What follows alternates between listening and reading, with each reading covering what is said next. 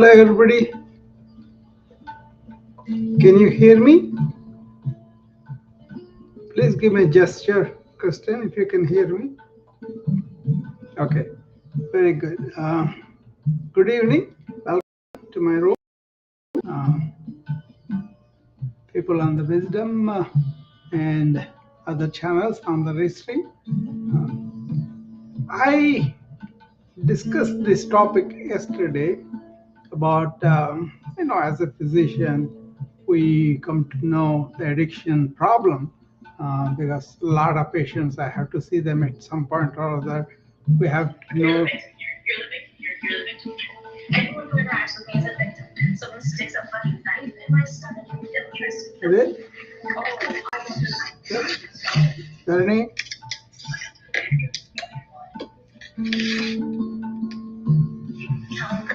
Darnie?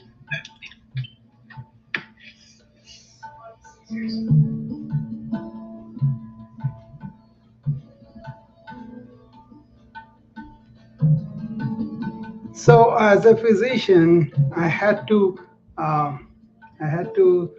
see them.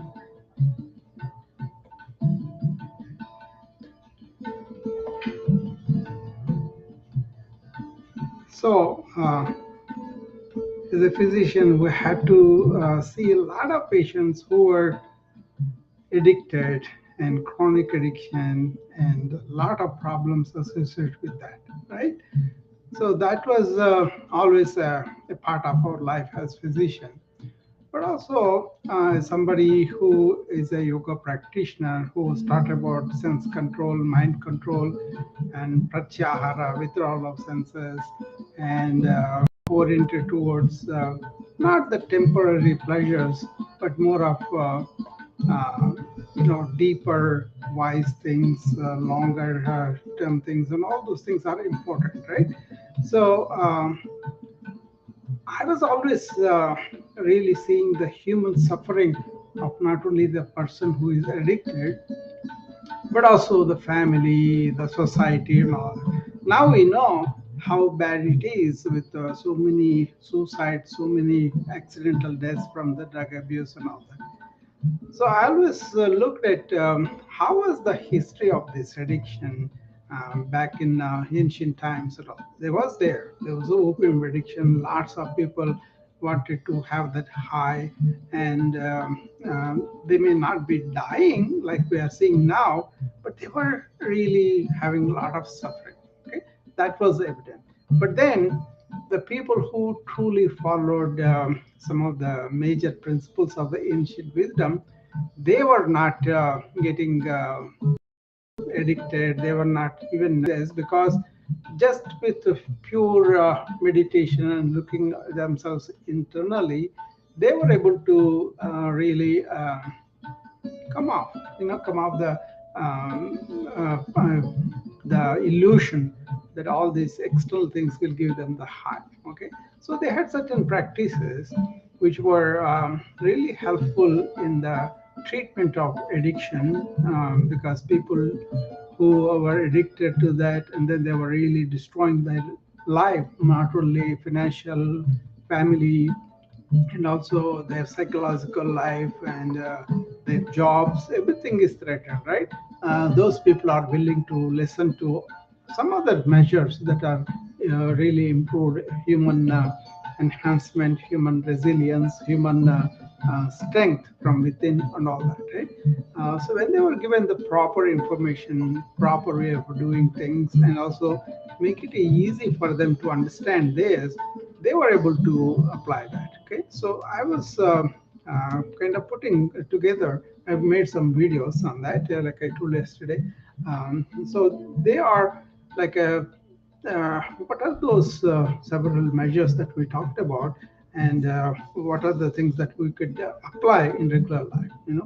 The first thing I kind of wanted to tell people was, see, there's a whole lot of way looking at ourselves as human beings in ancient times and compared to modern times. We always go by uh, what does our intellect say, what does everybody else's opinion is. what kind of things we have to portray to people to appear like that, that kind of thing, right? But we were not raised to say, hey, stop and turn inward and know about yourself. That was a big deal. That kind of allowed you to watch your own thoughts, your own emotions, your own compulsions or concepts, all of them, not accepting them as though that is the only reality, right?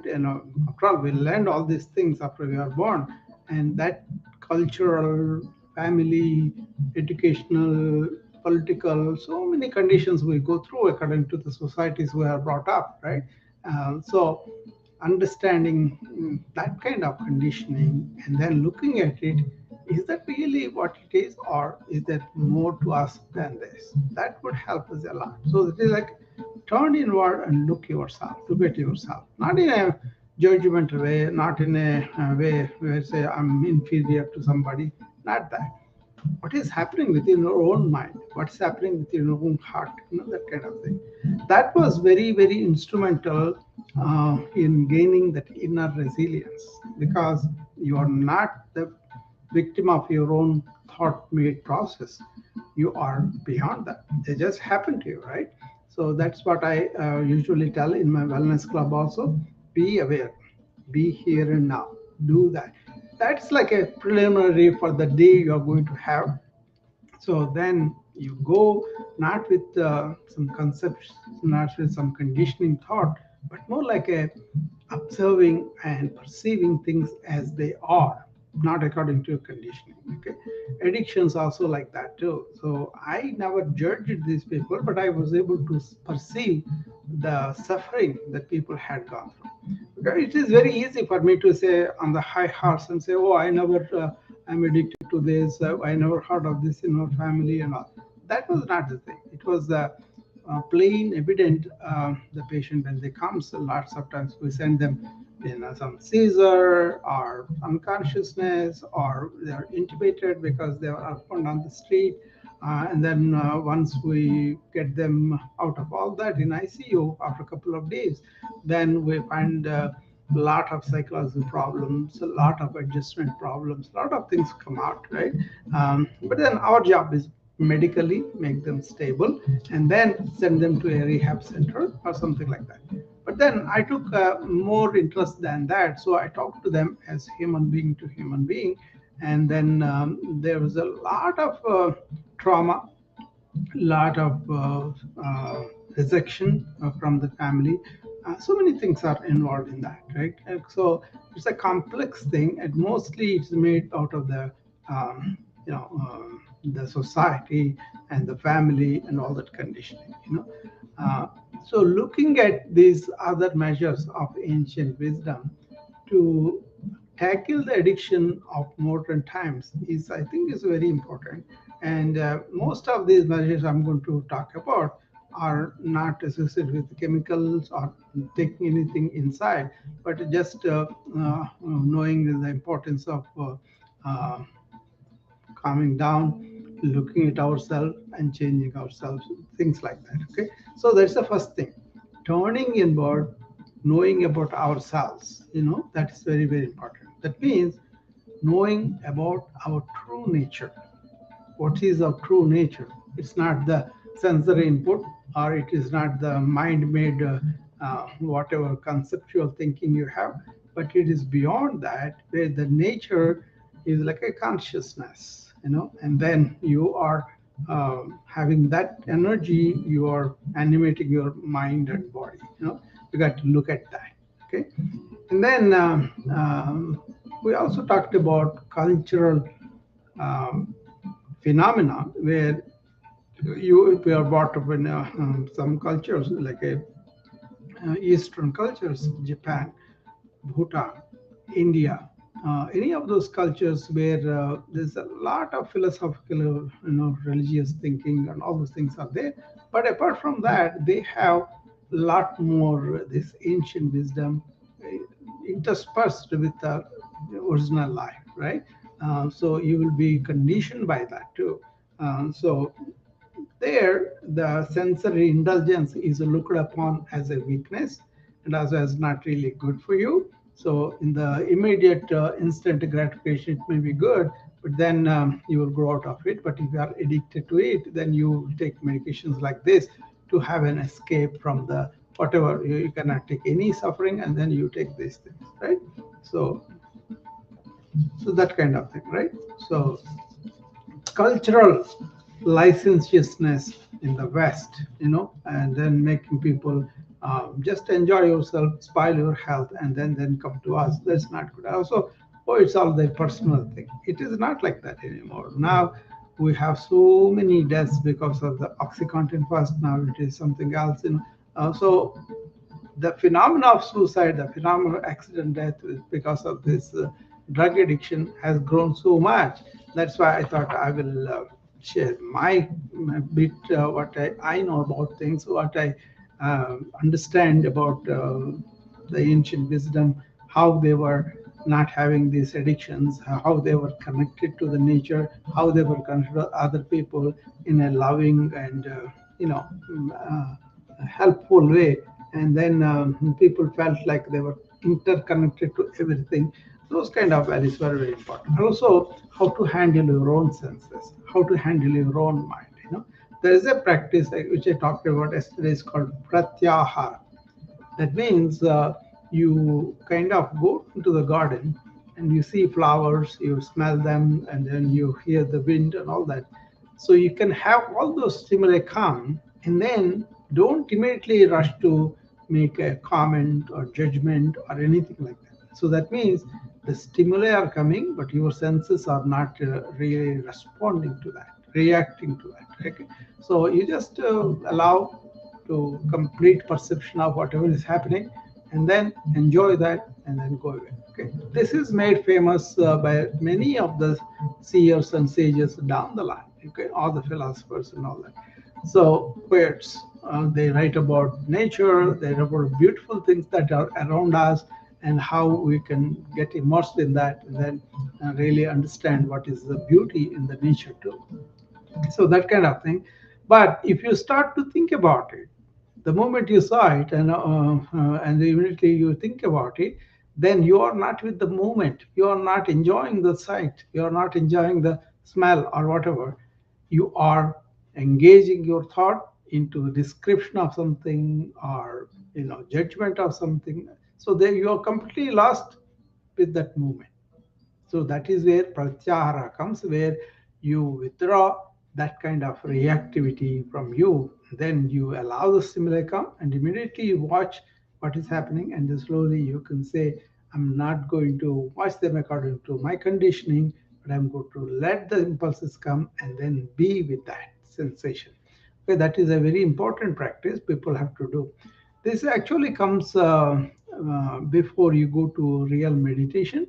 So what they tell you is be ethical and moral, make your body healthy enough, and breathe deeply to energize yourself, and then withdraw the senses from external things, and then you can go into your own mind and then concentrate and think of one thing and go beyond that one thing. That is the sequence of meditative experience when you go, and then you are not bothered by what you see, what you are living there, but then you are kind of quiet inside, and then you go deeper and deeper within yourself. Okay, all these things, what they do is they lead to, first of all, your suffering will be transcended. That's one thing.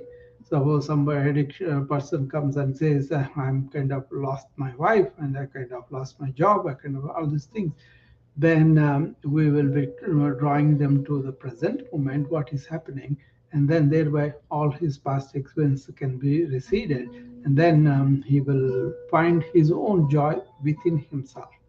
Just being a human being, just having that experience itself is good enough. If you start feeling like that, I'm glad at least I'm alive, because all this drug addiction did not kill me. And you start from that, whatever you have positive, right?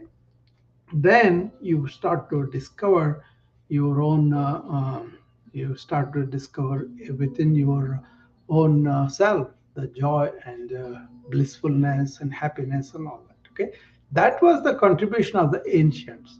They, with meditative awareness, they turned inward, and calmed their superficial mind and were able to discover a lot of areas of joy and bliss within. You don't have to spend money for that. You don't have to have anybody else. You just have to know how to do that. Okay, that kind of helped them not to have any pleasures, like a habit, like a dependency. They may enjoy something like a mango juice, but then they are not going to be demanding it. They are not going to be compulsive about having it, right? So that is the control that they have. So there was this story I always tell about this sage who was teaching very well. So his students, not like this modern students, they don't even acknowledge that you are a teacher. They don't even say you are teaching something, anything like that, right? But then this man was so good at giving whatever he has unselfishly. Then the students were appreciating. They made a he didn't ask them, but they made a mango lassi. That is like a very nice buttermilk with mango. That's a special dish in India, right? But they were in Himalayas, so they don't have any mangoes there. They don't have anything to make those. So they travels down the hill, buys the mangoes from some market, and makes it, and then they bring it up to him in the hills, and then they give it to me with lots of love and affection. It's a big glass of it. He takes a taste of it and they immediately gives it away. And all the students get upset. What, sir, is it good, or why you have not drank it, the whole thing? And he says, no, it is good. That's why. See, he doesn't want to be getting habituated. He doesn't want to be held by the external thing. So that is kind of too much, maybe. But what it is enjoy things, but don't get habituated. Don't get to such a way that you are dependent on that. You should have. That's what happens with addiction, right? Compulsiveness, that I have to have this, otherwise I cannot live. That kind of thing they happen. So remember that. So all the pleasures that we have are temporary, but all the inner bliss that you have, that is always there. You only have to tap it, but that you have to shut down your external mind. Okay, so with that kind of attitude, if you approach anything, like you can have a simple life, you can have fewer habits and fewer habituations, and then you will be psychologically inwardly. If you are not interested, sir, we cannot say anything. But if you say, I'm going to enjoy my cigarette, then you want to spoil your health. Obviously, many of the people are like that, right? I have treated thousands of smokers over the years, and I always motivated them about quitting, but I didn't force it upon them. I kind of was there, friendly person, helping them if they want to quit.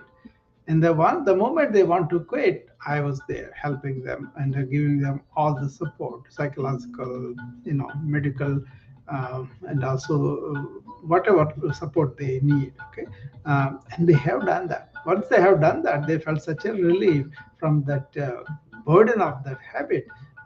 They may have missed some pressure, so-called pressure, they thought, but once they understood the psychological compulsive thing that it is smoking is not only physical addiction but also psychological addiction. So it's a very difficult thing. It's not that easy. And also when you have everybody else around you who's smoking, then you get it, then you have craving physically, and nicotine addiction, and also psychological also addiction there. So it's a very tough thing to do. So but then more and more people like banishing the smoking help. More and more restaurants were not allowing that help. So many things helped, and also people got wiser too. People didn't know that it is a cancer agent. It's a produces COPD and all that, right? But once they come to know that, that was our duty to let them know what this could cause, what are the suffering involved, not to scare them, but just to let them know about what's going to go on. And that kind of thing really helped them to make a resolution to quit.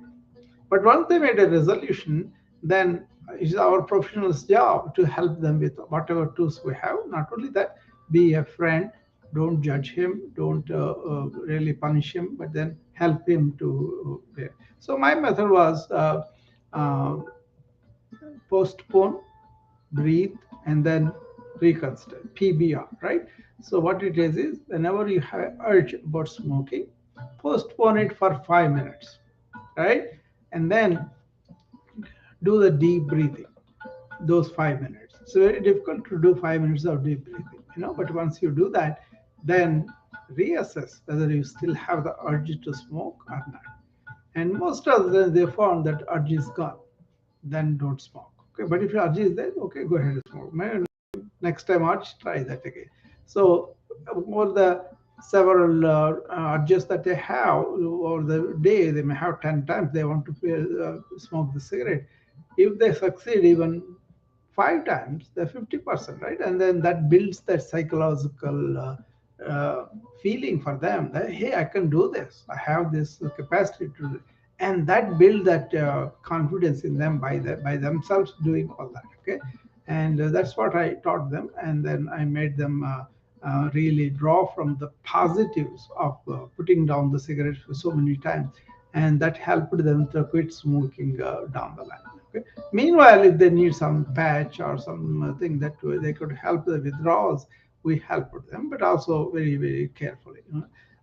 That's why even though I treated heart attacks, strokes, diabetes, hypertension, and all that.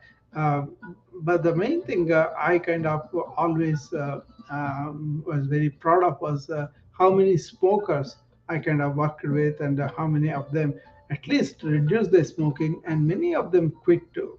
Or I practiced over 40 years, right? So this was a passion from even before it became a fashion, because 80s, 90s, people did not care about the bad news stories about the smoking. They just brushed them aside, and even now, people are some people are there. But then the percentage of people we saw over the years who wanted to quit has increased. That's a welcome news. So that's a model for the addiction as a whole. And also, the people who were smoking also had this problem of not being aware that they are smoking so much. Okay, they are not aware that they are buying cigarettes. They are not aware, and they are buying it consciously. They want to buy, but then they once in their pocket, they automatically take it out and take the cigarette and then put it in the mouth, light it up, and then smoke. But once I made them stop it every step of that process and be aware of what they are doing, they are more aware of they're doing something bad for them, right? So they didn't want to do that at all. Okay. So those kind of things happen all the time. So using that kind of model of being aware of every step of your habit, what you are doing, will bring forth that part of consciousness which is aware of your habit, and that kind of really gives you, cut it down, cut it down, and then as you cut it down on your own, you build up your own psychological. It's very difficult to do this with intravenous drug addicts and other people who are advanced drug addiction. But there are other ways we do them. We could, rehab centers are there. But I'm talking about, look at your mind, how it gets habituated. Look at your mind, how it runs very, very, addicted to anything, right? It could be a movie. Take, for example, current things that are going on. How much we are addicted to the phone. Can you shut it off completely for a while? That's the test, right? So, but many people don't want to admit that they are addicted to their phone. And the other addiction is thought, right? Big thought. Okay. That's the biggest problem for everybody, addicted to thought.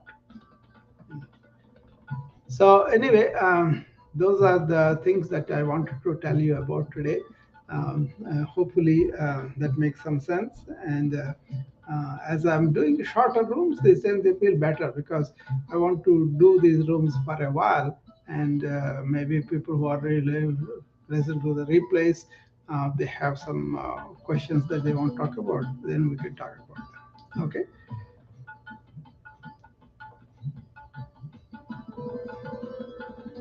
Kristen is in the clubhouse. So people came and got that. And Hi, Dr. Rao. hi, Kristen. I wanted to ask, I had a question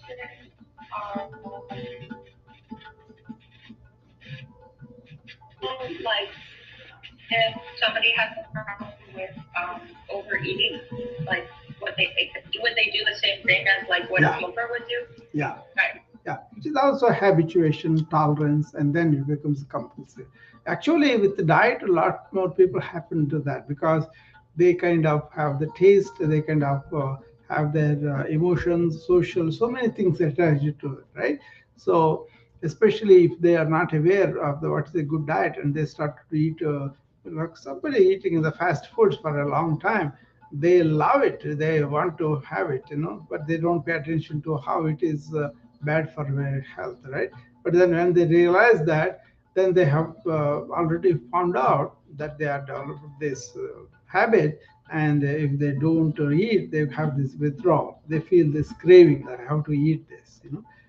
So that kind of thing is there. So it's a very difficult thing to give up some things that you like as a food. So what you do is you eat what is good for you in the beginning, and last at the end of the meal, have a small bite of what you really like, so that your palate and you feel satisfied, and then you can walk away from the meal as though you have eaten something very good for you all the time. Okay, that's the trick I teach my patients to do. Okay, don't eat all the bad food first. Eat all what is good for you, and then end it up at the end of it. Suppose somebody is used to rice, I tell them don't eat rice in the beginning. Eat all the vegetable fruits and all that, and also have more curries. At the end of it, eat some rice with some yogurt or something, and then finish it off. Then you will be satisfied that way too. So it's kind of little bit cheating, but then at least you have not eaten a lot of bread, a lot of rice. Those are the bad things for the diabetes, right? That's what it is. For me, I'm really happy with the yogurt. Like I feel really, really satisfied having it, but Yeah. I sometimes I forget to put something in it, like for digestion. I think Yeah. you are suggesting like maybe like some type of seeds Say, or flax seeds or say that is the problem. We say we're happy eating food. Food is supposed to eat and to sustain us, to give us energy, but we made it a social, a pleasurable thing and all. That's why it's one of the biggest problems for a lot of obese people to give up food, because this neuromechanism with the taste takes a lot. And also emotionally we build up all this, I like these foods, I want to have this, as though that is the only happiness we have. But that people don't pay attention to that, and then that builds up very strong. And then when you want to diet because you have a disease condition, like for example somebody is a very high blood pressure, we cut the salt off, they cannot eat anything with salt. They're big suffering for them because they are used to heavy salt all the time, that kind of thing. So considering whether food should be eaten for sustenance and energy versus food to be eaten for pleasure is a big deal for a lot of people. Consider that. Okay.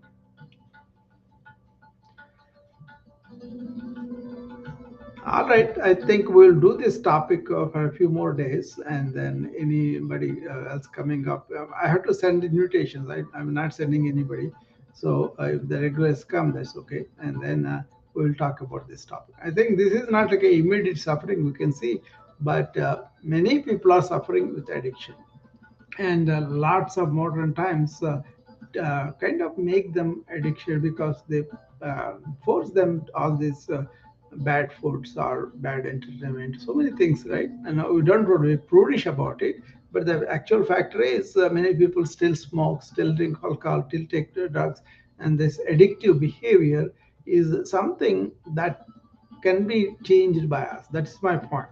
For that, ancient wisdom has so many things like a mindfulness, meditation, deep breathing, and looking inward. So many techniques, so many things are there. And once you live that way, you will be much more control about everything that you do. That's my main point. Okay. Okay, Christian, I will see you later. Okay. Dr. Rao. Yeah. I think Maya's room's gonna be open at 4:30. I don't know if she's going to come, but she said that she's gonna be there today. Who? Maya from COVID Wellness Club? Yeah, I have something going on. I don't know. I will be able to come today. Oh, Okay. okay. Okay. So I'm I closing like the room that later. topic. Yeah. It's really helpful. Okay.